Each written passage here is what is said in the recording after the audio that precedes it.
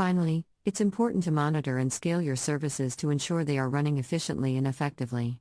Kubernetes provides powerful tools for monitoring your application, including metric and logs. Scaling your services is also a critical step in cloud-native development. Kubernetes provides a range of scaling options, including horizontal and vertical scaling. Horizontal scaling adds more instances of a service, while vertical scaling increases the resources available to an existing instance. While the steps outlined in this article provide a good starting point for building cloud-native applications, it's important to remember that cloud-native development is an ongoing process. As your application evolves and grows, you may need to make changes to your services, infrastructure, and deployment pipelines. One important consideration when building cloud-native applications is security. This may include measures like encryption, access controls, and monitoring for unusual activity. Another consideration is the importance of automation in cloud-native development.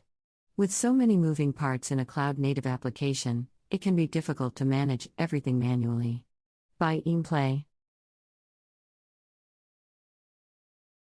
automation tools like continuous integration and continuous deployment, C/CD, companies can streamline their development process and reduce the risk of errors or downtime. Finally, it's worth noting that cloud-native is not the only approach to building applications in the cloud. There are many other approaches, including serverless computing, that can offer different benefits and trade-offs. When choosing an approach for your application, it's important to consider your specific needs and requirements. In summary, building cloud-native applications from scratch is a complex but valuable process that requires careful planning, design, and execution.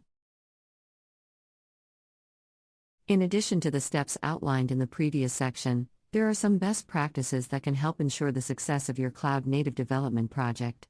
One key best practice is to prioritize modular design throughout the development process. Modular design means breaking down your application into smaller, loosely coupled modules that can be developed and tested independently. Modular design allows for easier maintenance, debugging, and scaling of your application, as well as enabling faster development cycles. Additionally, a modular architecture can help ensure that application changes made in one area do not affect other areas of the application. Another best practice is to adopt a DevOps mindset when developing cloud-native applications.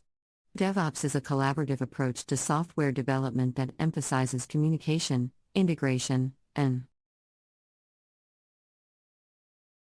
automation between development and operations teams. By embracing DevOps principles, teams can reduce the risk of errors and downtime, and improve the speed and quality of their development cycles. It's also important to prioritize testing and quality assurance in your cloud-native development process. Because cloud-native applications are highly distributed and rely on many different services and components, it's important to test each component thoroughly and ensure they work together seamlessly. This may involve automated testing tools that can help identify potential issues early in the development process. Lastly, collaboration and communication are key to successful cloud-native development. This may involve adopting communication tools like Slack or Microsoft Teams, as well as regularly scheduled stand-up meetings and code reviews. Furthermore, when building cloud-native applications, it's important to consider the cloud infrastructure provider you will be using. When choosing a cloud infrastructure provider, it's important to consider factors like cost, security, and reliability. Additionally, You should look for providers that offer strong support and documentation, as well as a community of developers and users. Another important consideration when building cloud-native applications is the management and automation of infrastructure. Infrastructure automation tools like Terraform and Ansible can help organize,